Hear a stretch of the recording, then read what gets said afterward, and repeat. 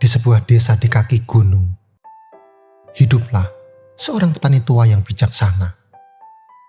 Meskipun ladangnya tak lebih luas dari tetangganya, panennya selalu melimpah ruah, membuat penduduk desa kagum dan bertanya-tanya. Suatu hari, seorang pemuda ambisius dari kota datang dengan tekad membara untuk mengungkap rahasia kesuksesan sang petani. Dengan penuh semangat, ia bertanya, "Pak Tua, apa gerangan rahasiamu sehingga panenmu selalu berlimpah?" Sang petani tua dengan senyum bijak yang terukir di wajahnya yang keriput menjawab, "Aku hanya mengikuti jalan alam, anak muda. Aku belajar dari tahu." Pemuda itu mengerutkan kening kebingungan. "Tahu? Apa itu tahu?" Tanyanya penasaran. Dengan tenang, petani tua itu menunjuk ke arah ladangnya yang subur. "Lihatlah padiku," ujarnya lembut. "Aku tidak memaksanya untuk tumbuh lebih cepat. Aku memberinya air yang cukup, sinar matahari yang hangat, dan nutrisi yang dibutuhkan. Selebihnya, aku serahkan pada alam untuk melakukan tugasnya." Kisah sederhana ini mencerminkan inti dari Tao Te Ching, sebuah kitab kebijaksanaan Tiongkok kuno yang mengajarkan tentang Tao atau jalan. Tao adalah prinsip universal yang mendasari segala sesuatu di alam semesta. Ia adalah kekuatan yang mengalir, harmonis, dan seimbang, seperti aliran sungai yang tenang menuju lautan luas. Dalam kehidupan modern yang serba cepat dan kompetitif, di mana ambisi membara, persaingan merajalela, dan keinginan untuk mengendalikan segala sesuatu begitu kuat, ajaran Tao Te Ching menawarkan alternatif yang menyegarkan bagi embun pagi di padang ilalang. Ia mengajak kita untuk melepaskan genggaman erat pada kendali, hidup selaras dengan alam, menerima perubahan dengan lapang dada, dan menemukan kedamaian sejati di dalam diri. Dalam keheningan, mari kita selami hikmah Tao Te Ching yang dapat menerangi jalan hidup kita menuju keseimbangan dan makna yang hakiki. Yang pertama, menerima ketidaksempurnaan. Lao Tzu berkata, mengetahui orang lain adalah kebijaksanaan. Mengetahui diri sendiri adalah pencerahan. Dalam dunia yang dipenuhi standar kecantikan dan kesuksesan, kita seringkali terjebak dalam pusaran perbandingan dan rasa tidak aman. Kita berusaha keras untuk menjadi sempurna, untuk memenuhi ekspektasi orang lain, hingga lupa untuk menghargai diri sendiri apa adanya. Tao Te Ching dengan bijak mengingatkan kita untuk menerima ketidaksempurnaan diri, merangkul setiap kelebihan dan kekurangan yang menjadikan kita unik. Seperti batu permata yang memiliki keindahan dalam setiap guratan dan warnanya. Keindahan sejati manusia terletak pada keunikan dan keasliannya. Bayangkan sekuntum bunga mawar yang mekar sempurna.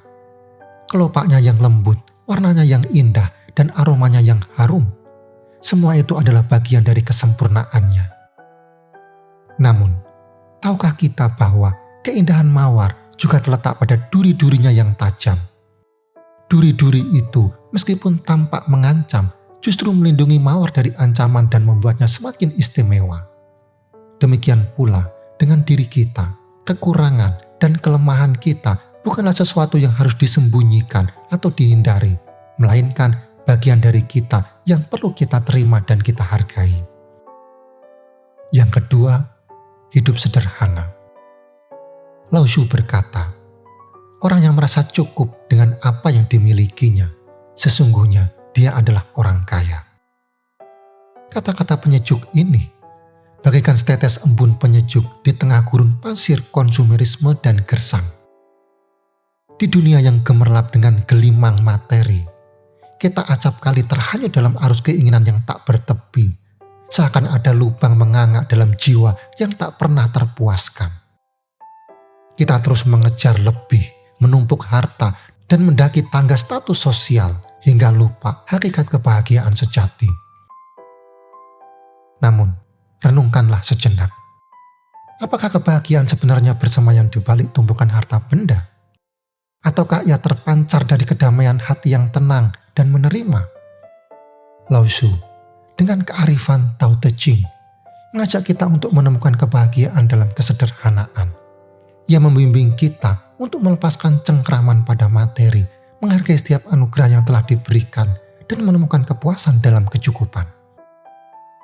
Kebahagiaan sejati bukanlah sesuatu yang dapat dibeli dengan uang.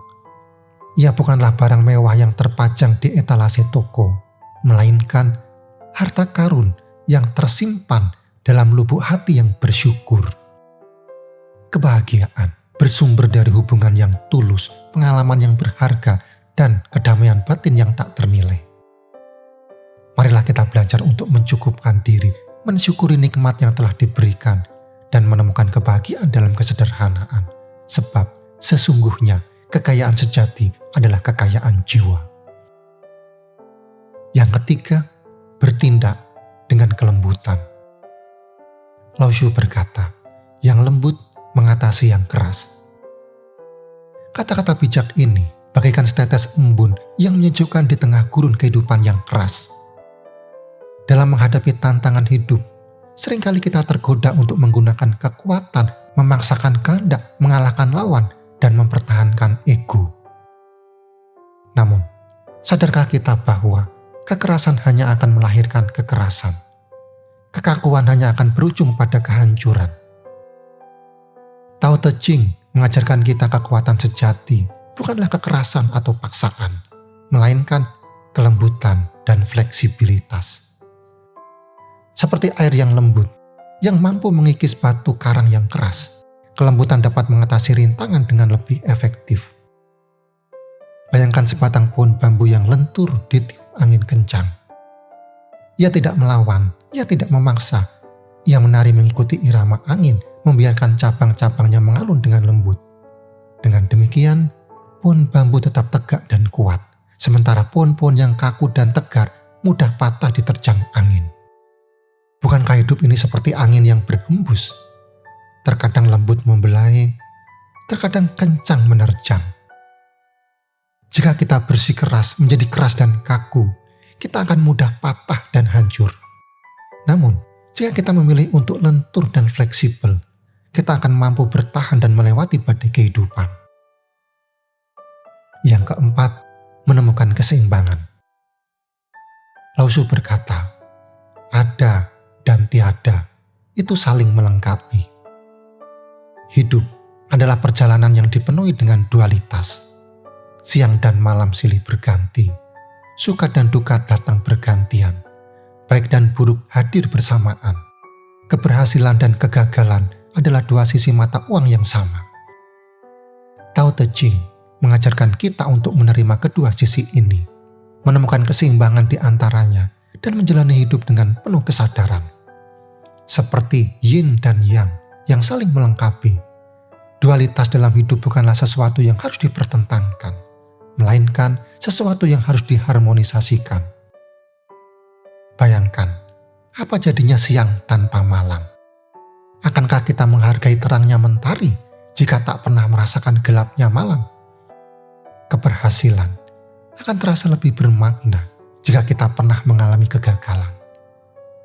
Rasa puas akan terasa lebih nikmat setelah kita merasakan pahitnya perjuangan. Kebahagiaan akan terasa lebih indah jika kita pernah merasakan kesedihan. Seperti pelangi yang muncul setelah hujan, kebahagiaan akan terasa lebih cerah setelah melewati badai kehidupan. Dengan menerima dualitas dalam hidup, kita dapat menjalani hidup dengan lebih seimbang dan bermakna. Kita belajar untuk tidak terlalu larut dalam kebahagiaan maupun terpuruk dalam kesedihan. Kita belajar untuk mensyukuri setiap anugerah dan menghadapi setiap cobaan dengan ketabahan. Kawan, hidup adalah perjalanan yang penuh lika-liku. Ada kalanya kita berada di puncak, ada kalanya kita berada di lembah.